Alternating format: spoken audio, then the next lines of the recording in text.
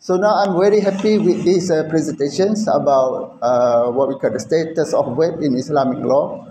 And then we found that you also provide very good format in presenting your topic, which is considered as the academic discussions, starting with the backgrounds of the web, the problem of the web, and then the objective of your discussion here and result and discussions.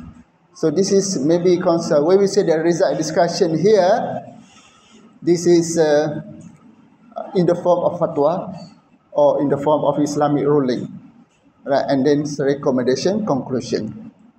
Next, please. So I think web is understood as e-cigarette today, right?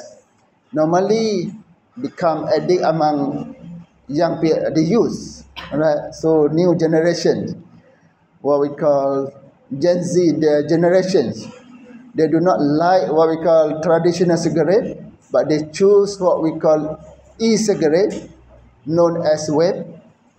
Why and how? And very popular in many countries, including also Southeast Asia.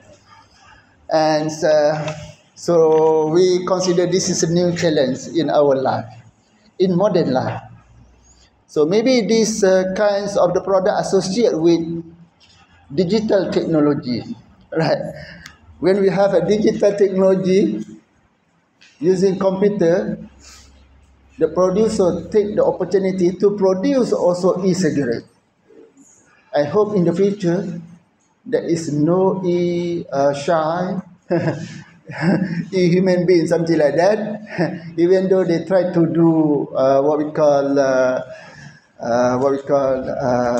to have the research about this kind of the thing, and this is what we call new challenge. But we have to accept the fact that based on the new finding, they produce the new product.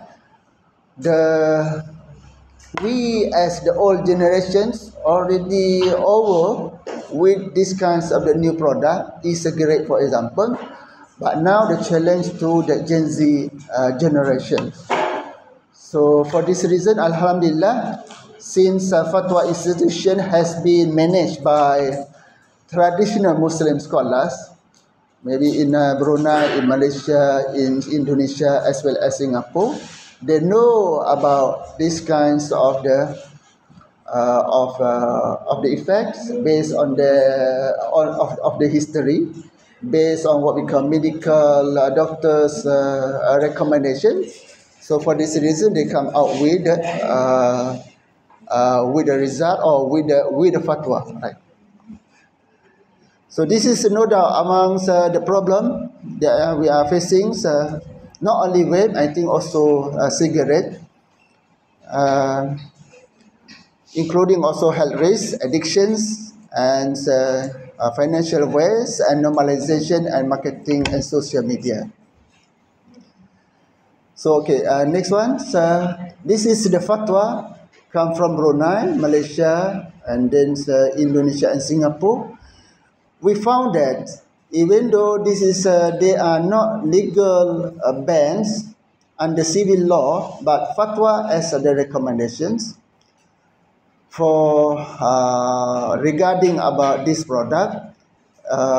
Clearly, for example, in Brunei saying the haram, in Malaysia also haram, in Indonesia also saying haram, as well as in Singapore also saying haram.